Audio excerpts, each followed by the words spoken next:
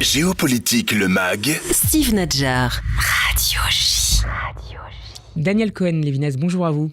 Bonjour. Et merci d'avoir accepté notre invitation sur Radio J. Vous êtes philosophe et musicologue, professeur à la faculté des lettres de Sorbonne Université, et les éditions du Cerf publient sous votre direction un livre intitulé Le Monde d'après, 7 octobre 2023. Autour de vous se sont réunis des rabbins, des philosophes, des responsables associatifs, des historiens et des politistes, 40 personnalités pour tenter de comprendre ce qui va naître, ce qui peut naître de cette catastrophe contemporaine qu'ont été ces massacres du 7 octobre en Israël. Pour vous, personnellement, Danielle Cohen-Lévinas, et pour reprendre une expression désormais un peu usuelle, de quoi le 7 octobre est-il le nom ?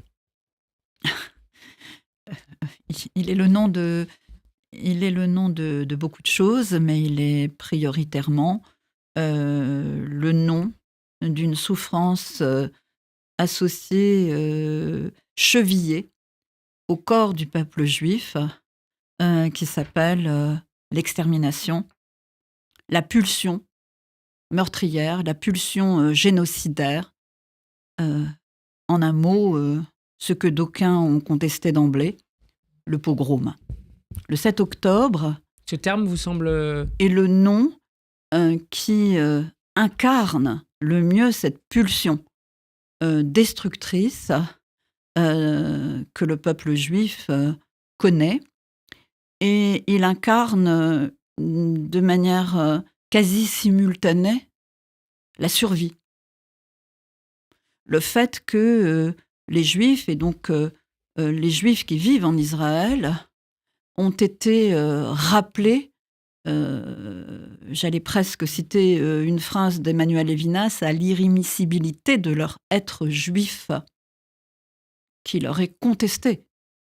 Contestation que l'on connaît depuis très longtemps, depuis la création de l'État d'Israël, de la légitimité de l'existence d'Israël en tant qu'État, et légitimité de l'existence des Juifs. Voilà ce qu'il signifie immédiatement. Après quoi peut se mettre en route, naturellement, la machine à réflexion, la machine géopolitique en particulier, c'est-à-dire les relations de cause à effet. Mais ça incarne une rupture, c'est-à-dire en effet la fin de ce que l'on pourrait appeler l'idée que l'on pouvait se faire de l'existence des peuples juifs après la Shoah. Le fait que les Juifs pourraient vivre en sécurité dans un État que l'on a souvent qualifié d'État refuge. On va revenir dans un instant sur cette promesse associée à la création de l'État d'Israël. Sur le terme de pogrom que vous avez utilisé, c'est le concept qui vous semble le plus adapté pour qualifier cet événement ? Je ne sais pas s'il y a un terme qui peut le qualifier. Je pense qu'on a fait sauter absolument tous les verrous étymologiques, linguistiques, tous les signifiants ont sauté. Ça va bien au-delà. Ça va bien au-delà déjà parce que ça a eu lieu... alors c'est vrai que les frontières sont un peu floues en Israël. Sur le territoire d'un État souverain. Mais là, ça s'est fait à l'intérieur d'un État, dans les frontières d'un État, à l'intérieur des frontières d'un État absolument souverain. Donc ça, c'est la première chose. Et c'était tout à fait inconcevable, absolument impensable. Et par ailleurs, si vous voulez, la démesure de ce qui s'est passé. Pillé, tué, massacré, violé, coupé en tout petits morceaux, brûlé. Enfin, on ne peut pas... c'est hors cadre, c'est hors imagination, c'est hors entendement. Je dirais même que ça fait sauter le verrou de ce que l'on appelle communément par le mot de barbarie. Vous écrivez justement, Daniel Cohen-Lévinas, la barbarie est sans pourquoi, manière de dire qu'on ne peut diluer ce pogrom anti-juif sur le territoire souverain donc de l'État hébreu comme un énième épisode du conflit israélo-palestinien ou israélo-arabe. Qu'est-ce qu'on manque en mettant en avant, selon vous, de manière à vrai dire parfois rationnelle, la seule trame historique dans laquelle ces événements du 7 octobre s'inscrivent, en ramenant cet événement à la seule logique d'un conflit territorial ou d'un choc séculaire entre deux nationalismes? Alors moi, je suis très étonnée de la manière dont, j'allais dire, le narratif historique s'est reconstitué dès le 8 octobre 2023, notamment en Europe en particulier, mais pas seulement, aux États-Unis.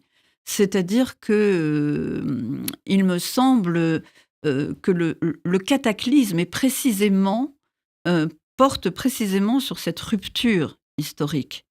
J'utiliserai une métaphore qui sans doute est de mauvais goût, mais le tissu historique s'est rompu. Et c'est vraiment rompu.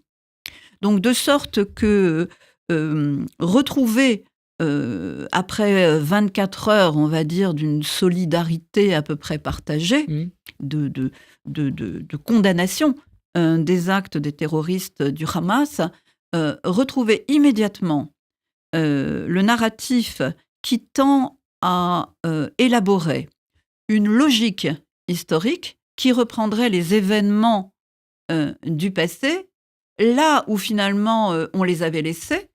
Ça voulait dire sauter à pieds joints, plus ou moins, sur un événement qui représente tout de même, qui est totalement irréductible. C'est-à-dire, c'est un cataclysme. Il y a avant et après. Et toute la difficulté est précisément de renouer le fil historique, de ne pas considérer que Israël commence le 8 octobre 2023, que l'histoire commence en 2023. Le problème, c'est que quelque chose recommence. Un effet sans doute de rémanence qui est inscrite au cœur de la psyché des Juifs, du destin des Juifs. Et aussi, ça a été une prise de conscience, on va dire, du point de vue des Juifs de diaspora. C'est-à-dire que le destin des Juifs qui sont en diaspora, en particulier les Juifs si attachés à leur statut de Français, les Juifs de France, comme on les appelle, ont pris conscience que leur destin n'était pas séparable. Il y a une corrélation entre le destin des Israéliens, des Juifs d'Israël et les Juifs de Oui, parce que je pense que la frontière était plus nette. Il y avait les Juifs de France ou les Juifs de diaspora et les Juifs en Israël. Bien sûr, avec ce trait d'union sur la question de l'exil, qu'est-ce que ça signifie de vivre en galoute? Mais avec cette idée, peut-être un peu naïve, et on a été ramené à ça. On a été ramené à notre utopie ou à notre idéal de penser que la synthèse était parfaitement réussie. Juifs de France, juifs et français, français et juifs. D'une certaine manière, je pense aux écrits de Freud que j'ai relus il n'y a pas très longtemps. Oui. Et Freud me paraît un très bon exemple parce que à la fin des années 20, il écrivait qu'il venait d'un milieu totalement assimilé. L'idée que finalement le juif pourrait vivre au milieu des États-nations était aussi participer de la modernité des juifs et de leur émancipation en Europe. Et il écrit que, dans la fin des années 20, que d'une certaine manière, il venait d'un milieu laïque, totalement athée, totalement assimilé, qu'il se sentait véritablement de culture allemande, un intellectuel allemand, dont les repères étaient précisément toute l'histoire et la tradition de l'Allemagne, bien avant d'être juif, et que lorsqu'il y a eu cette montée irrépressible des préjugés antisémites, finalement, il a fait passer sa judéité devant. Il était d'abord un juif. Et pourtant, c'est-à-dire son identité s'est imposée à lui. Et c'est là la complexité du problème, parce que les juifs ont été ramenés au fait, la conscience juive s'est exprimée, c'est-à-dire d'une certaine manière s'est éveillée, elle a même été totalement traumatisée nous avons perdu une partie de notre énergie vitale ce jour-là, alors que nous n'avons pas été exposés comme l'ont été les Israéliens. Il y a une redéfinition des rapports entre Israël et la diaspora et Israël.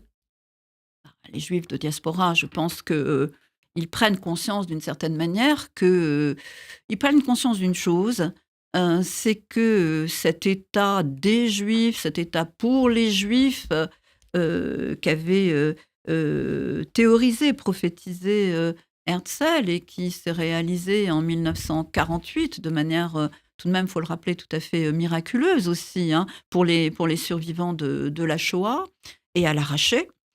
Que cet État refuge qui exerçait une sorte d'équilibre. D'accord, nous vivons en diaspora, nous sommes des Juifs et des Français, ou des Juifs français, ou des Juifs allemands, ou des Juifs américains, mais nous savons que Israël peut nous accueillir. C'est-à-dire que partir en Israël pour y faire son alia, ou pour se déplacer à un moment donné, que nous soyons religieux ou laïques, c'est possible. Et en définitive, ce qui a volé en éclats, c'est aussi le fait que les Juifs qui sont en Israël, en définitive, sont en exil dans leur propre État. Et ils sont en exil dans leur propre État. Et je lisais le texte, la tribune de David Grossman, il y a quelques jours dans Libération, qui exprimait très bien ce que je ressens et ce que ressentent beaucoup de Juifs. C'est le fait que très régulièrement, on entend, notamment de la part des États-Unis, nous soutenons le droit d'Israël à exister. Mais quel autre pays se permettrait de dire ça ? Est-ce que nous pouvons dire nous soutenons le droit de l'Espagne, le droit du Canada, le droit de l'Italie, le droit de l'Angleterre à exister ? Comme si c'était toujours une question en suspens ? Comme si c'était toujours quelque chose qu'il fallait légitimer d'une manière ou d'une autre. Comme si 76 ans après, il fallait toujours faire la preuve que nous sommes dignes de cette existence, parce que naturellement nous sommes des grands usurpateurs sur Terre, comme chacun sait. Et ce qui s'est révélé aussi, c'est d'une certaine manière l'amnésie de l'Europe, qui très vite s'est tournée vers... mais ça, c'est un vieux poncif antisémite, c'est un vieux topos antisémite, hein, de reprocher que le bourreau accuse la victime de ce qu'il a dû commettre contre lui. Je me souviens des discussions avec Marceline Loridon-Ivens qui me disait Daniel, il faut arrêter avec les illusions. De toute façon, les Allemands, bien sûr, les bourreaux, bien sûr, les nazis, bien sûr, mais pas seulement. L'Europe ne peut pas nous pardonner de ce qu'elle nous a fait. C'est ça qu'elle disait. Il y a quelque chose comme ça. Au fond, on ne peut pas nous pardonner ce que l'on nous a fait, mais le corollaire de ça, c'est qu'on ne peut pas nous pardonner de survivre. Et ce droit à la survie, même pas à la vie, ce droit à la survie est vraiment contesté, c'est ça qu'on découvre. Daniel Cohen-Lévinas, vous rappelez la promesse du plus jamais ça sur laquelle s'est bâti l'État d'Israël en 1948. Cette promesse, cette ambition, cette prière peut-être, est-ce qu'elle est remise en cause fondamentalement depuis le 7 octobre ? La réplique des Juifs, c'est non. Plus jamais, ça veut dire, je vais le dire en un langage très cru, les Juifs ne se laisseront pas aller à l'abattoir. Ne se laisseront plus aller à l'abattoir. Je le dis dans un langage très cru. Qu'est-ce que ça veut dire ? Jamais plus. Sauf si on considère que ce sont des paroles nobles, mais elles revêtent une réalité. Une réalité extrêmement violente. Jamais plus, ça veut dire créer les conditions de possibilité de ce jamais plus. Du point de vue d'Israël, même l'idée d'une guerre de survie. Alors, bien sûr, hein, ça ne veut pas dire qu'on cautionne la politique de Netanyahou et de son gouvernement. Attention. Et ça ne veut pas dire non plus ce que d'aucuns tendent à vouloir faire croire, c'est que les Juifs et les Israéliens regarderaient le spectacle des morts palestiniens sans sourciller, sans la moindre empathie. Parce que la souffrance d'autrui, ce n'est pas l'affaire des Israéliens. Il y a énormément, comme ça, d'idéologies qui circulent et qui sont gravissimes. Mais le jamais plus, ça aussi, ça fait partie de l'ADN depuis la création de l'État d'Israël, qui a vécu plusieurs guerres de survie, 48, 56, la guerre de Suède, 67, la guerre des 6 jours, la guerre de Kippour en 73, la première guerre du Liban en 1982, la seconde guerre du Liban en 2006. Ça fait partie de la quotidienneté des Israéliens et leur capacité extraordinaire de résilience et de tenir à la survie. Et d'ailleurs, ce n'est pas un hasard si c'est précisément un 7 octobre, jour de Shabbat et de Simchat Torah, justement, de célébration, non seulement de la joie, mais ça veut dire de la vie plus que la vie. La survie, c'est ça, c'est une sorte de archivie. Et oui, bien sûr, le jamais plus, ça signifie mettre en place les conditions de possibilité de sa survie. Alors là, en effet, c'est une survie dont on peut dire que, à certains égards, elle peut être problématique, naturellement. Le 7 octobre, l'histoire a semblé bégayer, écrit très justement la philosophe et historienne Perrine Simon-Naoum dans le livre. Comment est-ce que vous réinscrivez cet événement dans l'histoire longue du peuple juif? Est-ce qu'il nourrit, confirme une écriture lacrymale de l'histoire juive depuis le Moyen-Âge? Moi, je me méfie des écritures lacrymales. Je pense que depuis la création de l'État d'Israël, il y a le refus de l'écriture lacrymale, c'est-à-dire d'une écriture victimaire, où le narratif qui s'écrit concernant l'histoire d'Israël serait toujours de mettre les Juifs du côté de la victime, d'une logique victimaire. C'est là qu'on les aime le plus. Et donc, l'État d'Israël, d'une certaine manière, c'est de renverser l'ordre de ce qui était convenu d'appeler les priorités dans l'histoire du peuple juif. On les tolère, mais à la condition qu'ils vivent pas trop au centre-ville, qu'ils soient un peu déchus, exactement, soumis, et soumis à l'aléatoire. Il y a un verset dans la Bible qui dit ça très bien au début de Shemot, de l'Exode, après la mort de Joseph, après la mort du Pharaon, qui a soutenu Joseph après la mort de Joseph, et Shemot s'ouvre sur quelque chose comme « Et vint un pharaon qui n'avait pas connu Joseph ». Donc, les Juifs sont d'une certaine manière habitués, c'est triste à dire, mais habitués à cette dialectique du nous sommes tolérés et le lendemain nous sommes plus tolérés. Et alors, on va où? On fait quoi? Ça fait partie de ce narratif récurrent. En revanche, les balbutiements dont parle ma collègue et amie Perrine Simon-Naoum, oui, ça veut dire que toute la question pour les Juifs, c'était alors bien sûr les survivants, les familles de survivants de la Shoah, ont vécu ça comme un phénomène de rémanence, mais en définitive, c'est aussi le premier pogrom, le premier massacre des Juifs dans leurs frontières, à l'intérieur, sur un territoire souverain qui a eu lieu. C'est-à-dire, c'est les deux à la fois. C'est un phénomène de rémanence et c'est le premier massacre. D'aucuns ont pu dire, et moi j'ai vu des images, j'ai vu des films, comme beaucoup d'entre nous. En Israël, on a parlé de, je vous le rappelle, de pire que la Shoah. Est-ce que ces événements remettent en cause le paradigme des deux États? Une question qui revient aussi à poser la question de la représentativité du Hamas au sein du mouvement national palestinien, qui est parfois contestée. Non mais, il faut être sérieux.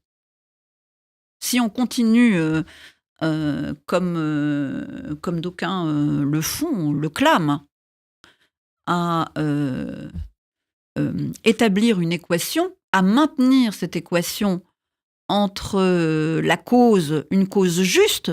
La cause des Palestiniens est une cause juste, c'est-à-dire le droit à l'autodétermination d'un peuple. Si cette cause dite palestinienne est articulée à cette soi-disant résistance du Hamas, alors non seulement cette cause est cuite, mais Israël va en subir les conséquences encore longtemps. Et aussi du point de vue des représentations des autres États-nations. C'est bien là le problème. Le Hamas ne défend absolument pas le droit à l'autodétermination des Palestiniens d'exister en tant que peuple, nation et État. Absolument pas.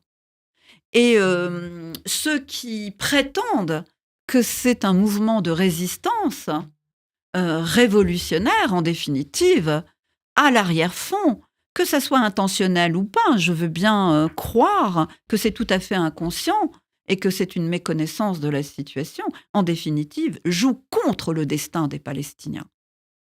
Pour autant, il est a priori toujours le mouvement le plus populaire au sein des Palestiniens. C'est-à-dire, il l'est devenu. C'est la popularité. On ne peut pas dire que les Palestiniens de la bande de Gaza ou de Cisjordanie portent dans leur cœur les Israéliens de Cisjordanie. Ça, c'est un problème profond. Et mais ils ont préféré le Hamas, au Fatah, ils ont par voté, exemple. Ils ont voté, 2006, c'est vieux, certes. en effet. Mais jamais le Fatah, je ne pense pas, aurait commis les exactions qui ont eu lieu le 7 octobre 2023. Il y a une dimension religieuse aussi dans ce pogrom, qui est évidente à vos yeux. Il y a une dimension religieuse interne à Israël actuellement. C'est une société profondément divisée, fracturée. Elle l'était avant le 7 octobre. Des millions de gens dans la rue. Elle l'a un peu moins aujourd'hui. Alors, je crois qu'elle est toujours, d'abord, elle est esseulée, elle est désorientée, fondamentalement, de ce que je peux en savoir, mais je ne veux pas avoir l'air comme ça de proférer des vérités ou d'élaborer des hypothèses, mais des retours que je peux avoir, des échanges que je peux avoir avec mes amis israéliens, je crois que ce sont c'est les stratégies et surtout les buts visés par cette guerre qui crée la division et en particulier, bien sûr, vous le savez, la discussion autour des otages, de la libération des otages, qui est un drame absolu pour ceux qui en restent. Parce que, hélas, c'est ça, la difficulté. Dans quel état sont-ils et combien restent-ils? Et donc, une sorte de sidération sur le fait que ça ne soit pas une priorité. Et là, il y a vraiment une réflexion à faire. Est-ce que la libération des otages doit être, puisque le judaïsme, puisque les juifs défendent la vie avant tout, que chaque vie est plus précieuse que n'importe quoi d'autre, pourquoi cette question n'est-elle pas l'objet de négociations prioritairement? Est-ce que c'est une étape? Est-ce que c'est un élément de la guerre? Ou est-ce que c'est une priorité? Point qu'a mis en avant d'ailleurs mardi le président de l'État d'Israël, Yitzhak Herzog, dans un appel finalement, une forme de pression au gouvernement. Pression au gouvernement, il y a ça. Le deuxième point aussi, oui, il y a un tournant explicitement religieux. Il semblerait qu'on passe d'un État des Juifs, d'un État pour les Juifs, à un État un peu théologico-politique qui affirme la prééminence du religieux et d'une certaine manière, d'une coalition tout à fait surprenante entre les ultra-religieux et les ultra-nationalistes. Et très souvent, les ultra-religieux sont aussi des ultra-nationalistes. Ça, c'est ce qui se passe, c'est la réalité en Cisjordanie. La philosophe Monique Canto-Sperber note avec justesse que Benyamin Netanyahou incarne depuis 2 décennies un pessimisme historique classique au sein de la droite jabotinicienne et qu'elle juge pour sa part délétère. Ce pessimisme ne sort-il pas renforcé par ces 12 derniers mois? Alors, je ne sais pas, ça, chaque auteur. Alors, d'abord, je profite de votre émission aussi pour les remercier Oui, individuellement. Et juste pour revenir un petit peu à ce que vous avez dit en tout début d'émission, ce n'est pas le projet du livre, n'était pas de chercher des solutions. C'était déjà de ne pas, au moment où, et je remercie l'éditeur, vraiment Jean-François Colosimo, Oui. qui m'a fait confiance. Parce qu'au moment où ce projet est né, on était fin octobre, début novembre 2023. Et donc l'effet de sidération, le traumatisme, l'effroi qui nous a saisis pouvait, au fond, nous plonger dans un silence, dans une sorte de recueillement et puis de traumatisme. Vous C'est-à-dire avez considéré qu'il fallait poser des mots tout de et suite? j'ai considéré qu'il ne fallait pas donner le dernier mot au silence. C'est-à-dire que si nous avons une responsabilité en tant qu'intellectuels, c'était bien de mettre des mots sur ce qui s'était passé. Que ce soit sous la forme de témoignages, que ce soit sous la forme d'un relevé des événements, que ce soit sous la forme d'un point de vue ou d'une tentative de réflexion, et aussi de faire date. Et aussi de faire date, on le voit très bien. Je veux dire, on l'a vu déjà dès le 8, dès le 9 octobre, la tentative, et je dirais presque le réflexe des détracteurs d'Israël de banaliser l'événement. C'est-à-dire, d'accord, et d'aucuns qui n'ont pas condamné, et qui continuent à ne pas condamner. Justement, un point de réaction rapide sur l'actualité. Qu'est-ce que nous dit l'extrême gauche ou le collectif Urgence Palestine, Daniel Cohen-Lévinas, lorsqu'il organise, comme c'était le cas dimanche dernier, un événement intitulé 7 octobre, le jour d'avant? C'est une manière de nier la rupture? Oui, non, mais c'est aussi une réplique. C'est un écho au fait, moi j'ai appelé le monde d'après, parce que je pense qu'il n'est plus tout à fait le même. Et j'en suis même convaincue. Je sais pas du tout, j'assène pas là une vérité dont je détiendrai le secret. Mais c'est, je pense, déjà une réplique immédiate à ce que beaucoup ont appelé le jour d'après. Et donc, n'oublions pas le jour d'avant, c'est-à-dire ce qu'Israël fait aux Palestiniens depuis des décennies. Et pourquoi aussi peut-être Israël méritait ce qui lui est arrivé? C'est un peu ça l'idée Bien sûr, sous-jacente? l'extrême gauche qui célèbre la résistance palestinienne. Vous savez, moi j'appartiens à une génération qui est plus ancrée dans le XXe siècle que vous, par exemple, si je peux me permettre. Et par conséquent, c'est clair que on a grandi avec cette idée que l'extrême gauche, eh bien, c'était la forme tiers-mondiste qui défendait ce qu'en termes marxistes on appelait les prolétaires, c'est-à-dire l'axe binaire dominant-dominé. Et d'une certaine manière, aujourd'hui, les Palestiniens, aux yeux du monde, représentent les dominés, les vaincus, ceux qui sont vulnérables. Et les Juifs, en tout cas en Israël, représentent les dominants.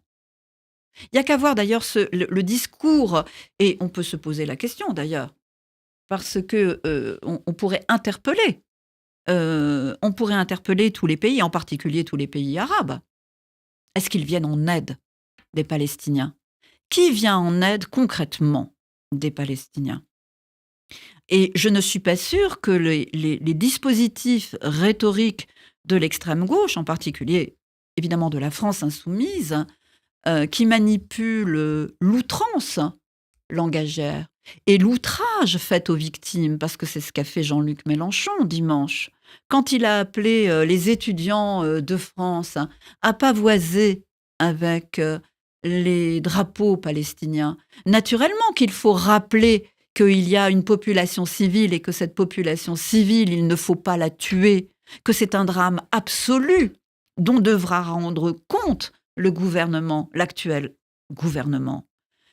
Mais ne pas dire un mot sur le 7 octobre, c'est-à-dire ne parler que du lendemain des commémorations et de ce que nous avons vécu comme un jour de deuil, de déploration et de lamentation, ne pas rappeler qu'il y a eu le 7 octobre, Ça, c'est une injure, c'est un blasphème fait aux victimes qui ne sont plus là pour témoigner et aux familles des victimes et aux Juifs du monde entier.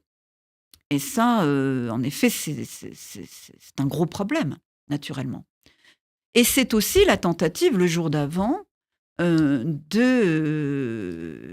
naturellement, je pense que dans les mois qui viennent, dans les années qui viennent, Israël ne pourra pas ne pas aborder la question de la résolution des mesures à prendre pour comment dire, pour régler le problème. Alors, est-ce que ce sera... c'est difficile aujourd'hui. Aujourd'hui, c'est la ruine. C'est un champ de ruines. Est-ce que ce sera un État fédéral, binational? C'est une question qui s'était déjà posée dans le passé, même dans les années... mais qui est très majoritairement rejetée par les Israéliens. Et qui est très majoritairement rejetée par les Israéliens, sans doute par les Palestiniens. Mais n'oubliez pas quand même que la population, il y a des Arabes israéliens, beaucoup en Israël. Il n'y a pas, c'est un État des Juifs, c'est un État pour les Juifs, mais il n'y a pas que des Juifs. C'est là que le tournant peut être vraiment dangereux, le tournant profondément théologico-politique. Merci beaucoup, Danielle Cohen-Hévilès, d'être venu sur Radio J pour nous présenter ce livre collectif que vous dirigez, Le Monde d'après 7 octobre 2023. C'est publié aux éditions du Cerf. À très bientôt. Merci, à bientôt.